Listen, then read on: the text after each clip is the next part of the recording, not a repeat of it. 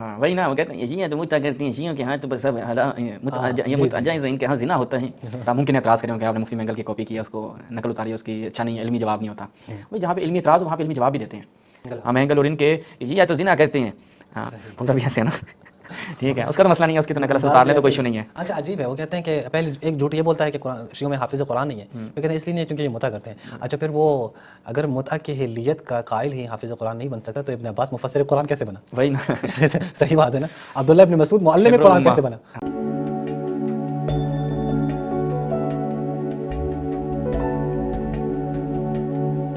کسی نے تشیع پہ طعن کیا ہوا تھا کہ بھائی یہ تو تشیع کہاں سے، تشیع کی پیدائش کہاں سے ہوئی، تشیع کی ابتدا کہاں سے ہوئی، تشیع کہاں سے آئی، شیعہ کہاں سے ہے، تو اس نے کہا متعہ سے آئے. جتي الشيعة منين جم؟ ايه من المتعة.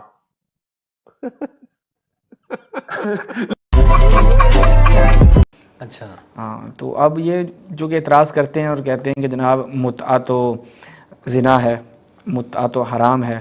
تو سب سے پہلے تو یہ دیکھنا چاہیے کہ متعہ یہ جو زنا ہے یہ کس کس نے زنا کیا ہے. آپ نے غالباً یہ روایت دکھائی بھی ہے، مسند نہیں معلوم، میں شاید متوجہ نہیں تھا، مسند ابی داؤد الطیالسی اس کی 3 جلد، اس میں ما روت اسماء بنت ابی بکر، اس میں عن النبی. اب یہاں پہ کیا کہہ رہی ہیں جناب اسماء بنت امیس، کہہ رہے ہیں کہ دخلنا، راوی کہتا ہے کہ قال دخلنا علی اسماء بنت ابی بکر فسألناها عن متعة النساء. ہم نے جب اسماء بنت ابی بکر کی خدمت میں گئے تو ان سے متعۃ النساء کے بارے میں پوچھا. تو اب چونکہ زنا تھا ہم نے کہا چلے پوچھ لیں، کوئی یہ زنا تو نہیں کرتی.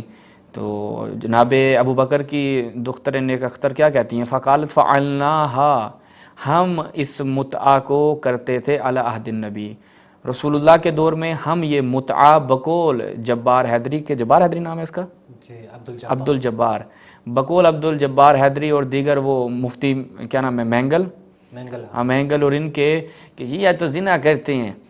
ہاں بولتا بھی ایسے ہے نا. ٹھیک ہے، اس کا تو مسئلہ نہیں ہے، اس کی تو نقل اصل اتار لیں تو کوئی ایشو نہیں ہے. اچھا عجیب ہے، وہ کہتے ہیں کہ پہلے ایک جھوٹ یہ بولتا ہے کہ شیعوں میں حافظ قرآن نہیں ہے، پھر کہتے ہیں اس لیے نہیں ہے کیونکہ یہ متع کرتے ہیں. اچھا پھر وہ اگر متع کی اہلیت کا قائل ہی حافظ قرآن نہیں بن سکتا تو ابن عباس مفسر قرآن کیسے بنا؟ وہی نا. صحیح بات ہے نا. عبداللہ ابن مسعود معلم قرآن کیسے بنا؟ ہاں وہی نا، وہ کہتے ہیں یہ تو متع کرتی ہیں شیعوں کے ہاں تو بس سب یہ متع جائز ہے، ان کے ہاں زنا ہوتا ہے. تو آپ کے ہاں جو ہوتا ہے یہ ہوتا ہے جناب دخلنا علی اسماء بنت ابی بکر فسألناها عن متعة النساء، اپنے انداز میں آ جاؤں، فقالت فعلناها علی عہد النبی. ہم جو ہے رسول اللہ کے زمانے میں ہم نے یہ بہت جو ہے وہ صحیح انداز سے کیا ہے، کیونکہ یہاں پہ نہیں مزید کھولتا میں اس کو. ٹھیک ہے، البتہ کیا ہے. اچھا اب اس متعہ سے پیدا کون ہوا ہے، دیکھتے ہیں کہ جناب سین کیا بنتا ہے. ملاحظہ فرمائیں سیر اعلام النبلاء، شمس الدین ذہبی، مفتی مینگل صاحب دیکھیں، اب مؤسسۃ الرسالہ کی چاپ ہے، شعیب ارناؤوط صاحب نے اس کی تحقیق کی ہے. ہاں یہ کیونکہ ادب سے اس نے کبھی نہ اعتراض کیا ہے، تحقیق کرنے والا انتہائی ایک حد تک انسان ہے، انتہائی حد تک. اور صرف یہ نہیں ہے کہ شیعوں کے لیے، وہ سب کے لیے ایسا ہی ہے، حد تاکی کرتے ہیں، وہ اپنے آپ کو حرف کل سمجھتے ہیں. جی جی. اب وہ مفتی مینگل صاحب دیکھو ذرا ادھر دیکھو، تو یہاں پہ جناب ابن عباس اور عروہ کے درمیان جو ہے وہ پھٹا ہو گیا، کس حوالے سے، متعہ کے حوالے سے. ٹھیک ہے، وہ کہ اللہ سے ڈرو، تم متعے کی اجازت دے رہے ہو ان کو، کیا کر رہے ہو یار، یہ کیا کر رہے ہو تم. مفتی مینگل غصہ کر جائے گا. تو ابن عباس نے کہا کہ سل امک، بھائی جا اپنی ماما سے جا کے سوال کرو، اپنی مدر گرامی سے جا کے تم سوال کرو. ٹھیک ہے، تو تمہیں وہ بتائے گی کہ کیونکہ وہ کرتی رہی ہیں اور ہم بھی کرتے رہے ہیں. تو اب تم اپنی امی سے پوچھو کہ تم اب اتنے بڑے نہیں ہوئے، تمہیں ان چیزوں کا پتہ نہیں ہے، جاؤ یہ بڑوں کی باتیں اس میں بولنا نہیں ہے. تو عروہ کہتا ہے کہ ابو بکر و عمر فلم یفعلا، ابو بکر اور عمر تو یہ نہیں کرتے تھے، متعہ نہیں کرتے تھے، ان کو کوئی نہیں دیتا تھا. صحیح. ہاں تو یہ دینے والے الفاظ تو نہیں ہے البتہ. فقال ابن عباس آگے بیان کرتے ہیں، وہ کہتے ہیں کہ خدا کے بندے، وہ حدثکم عن رسول اللہ، میں تمہیں رسول اللہ سے حدیث بیان کر رہا ہوں، میں تمہیں رسول اللہ سے بیان کر رہا ہوں، تم مجھے تحدثون عن ابی بکر عمر، تم مجھے پہاڑا سنا رہے ہو ابو بکر عمر کا. یہ سب سے بڑا ظلم یہی ہے. ہاں یعنی میں رسول اللہ کی احادیث بیان کر رہا ہوں تمہارے سامنے، تم مجھے جو ہے وہ 2/2 سنا رہے ہو. کس کا؟ ابو بکر اور عمر کا. ابھی بھی اہل سنت کے پاس جو ہے نا، اہل سنت کو حق کی طرف آنے میں جو سب سے بڑی چیز رکاوٹ ہے وہ یہ کہ آپ ان کو حدیث رسول سنائیں، آئے قرآن سنائیں.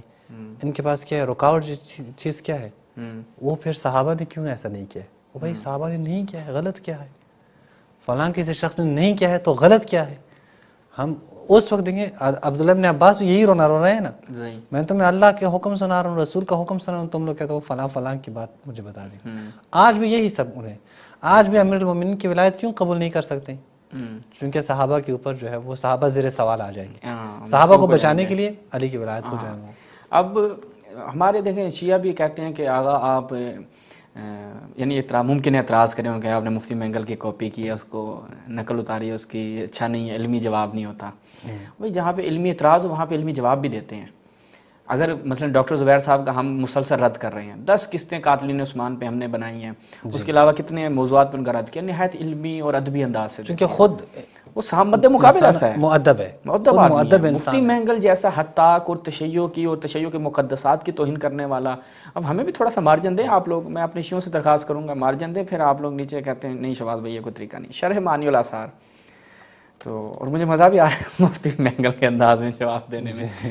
اچھا شرح معانی الاثار میں جب ہم جاتے ہیں جزء الثالث 3 جلد ہے، یہاں پہ کیا ہے بالکل وہی بات ہے کہ عبداللہ بن زبیر جو ہیں وہ خطبہ دے رہے تھے وَيُعَرَّضُ بِابْنِ عباس، اور ابن عباس پہ کیا ہے جی تعرض کر رہے تھے، اعتراضات کر رہے تھے. وَيَعِيبُ عَلَيْهِ قَوْلُهُ فِي الْمُتْعَةِ، متعہ کے مسئلے میں ان کی بڑی عیب جوئی کر رہے تھے ابن عباس کی. کون؟ عبداللہ بن زبیر صاحب.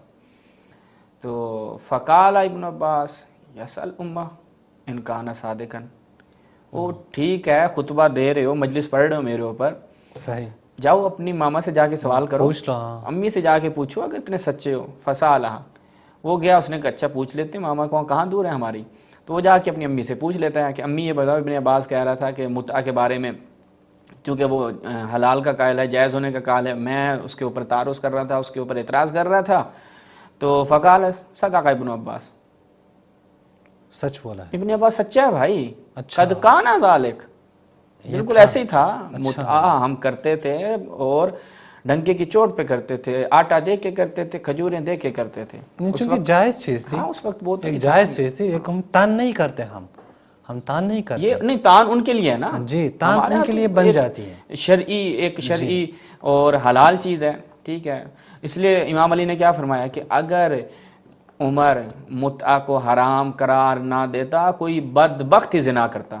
یہی قول ابن عباس سے بھی ہے.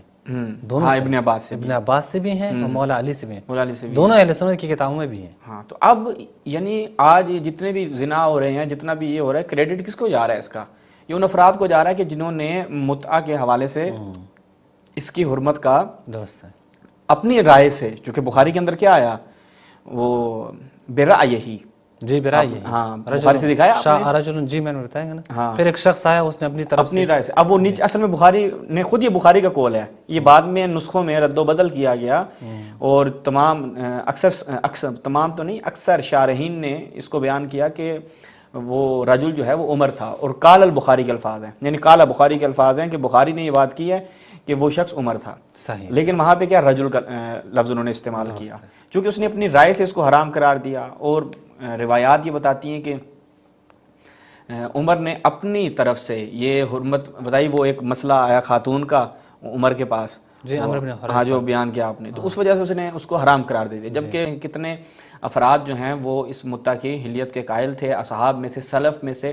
تو آپ نے اگر زانی کہنا ہے تو شروع سے شروع کریں، فتویٰ لگاتے رہیں. ہاں فتویٰ وہاں سے لگائیں. آپ مرد کے بچے بنے، مینگل صاحب مرد کے بچے بنے اور کہیں کہ ابن عباس جو ہے وہ زنا کرتا تھا. نہیں حسن ابن عباس تو چلیں پھر بھی صحابی ہے، ان کی اتنی جرت نہیں ہے کہ وہ آ کے ابن عباس کے بارے میں کچھ کہیں. یہ ابن جریج پہ کریں. ابن جریج یہ جو کہتے ہیں کہ متعہ کرنے والے کو ان کا حافظہ نہیں ہوتا، قرآن حفظ نہیں ہوتا، تو آپ کے ہاں سینکڑوں احادیث، ہزاروں احادیث بیان کرنے والا ابن جریج، اس کے حافظے کا کیا حال ہوگا؟ اسے تم حدیث کیوں لیتے ہو؟ کہ انہوں نے ایک متعہ بھی نہیں نا، 90 متعے کیے ہیں. اللہ کے بندے نے اپنے بچوں کو نام بتائے ہیں. نہیں کہا نا کہ ان سے وہ مزی نے لکھا نا، دکھایا آپ نے وہ ان سے شادی نہیں کرنا، وہ تمہاری امی نکل آئے گی، ہاں وہ دکھایا نا، ہاں ان میں سے کوئی تمہاری مائیں تمہاری، ان کو ہاتھ نہیں لگانا. ٹھیک ہے، 90 عورتیں تھی، ظاہر ہے ان کو یاد تھوڑی ہو جاتے ہیں کہ کس کس سے ہیں، تو پورے نام بتا دیے ہیں، فلاں فلاں قبیلے سے ہیں، فلاں والا جگہ سے ہیں. اچھا وہ شخص کے جو اس نے 90 متی کیے ہیں، وہ تو برباد ہیں پھر ان کے ہاں. تو اس سے پھر آپ حدیث کیوں لیتے ہیں؟ آپ نے سینکڑوں حدیث کیوں لیے ہیں، ہزاروں حدیث کیوں لیے ہیں ان سے؟ تفسیر میں لی ہیں، تاریخ میں لی ہیں، فقہ میں لی ہیں، ہر جگہ پہ آپ نے ان سے حدیث لی ہیں. جی شہباز بھائی. اچھا ناظرین، متع کا موضوع جو ہے وہ یہاں پر کلوز کرتے ہیں، چونکہ مخالفین کی جانب سے بار بار اعتراض ہوتا ہے، اگرچہ اس پہ ہم نے تفصیلی گفتگو بھی کی ہے، لیکن کیا کریں، وہ بھی باز نہیں آتے اور ہمیں بھی بار بار تذکر دینا پڑتا ہے، بار بار جوابات دینے پڑتے ہیں.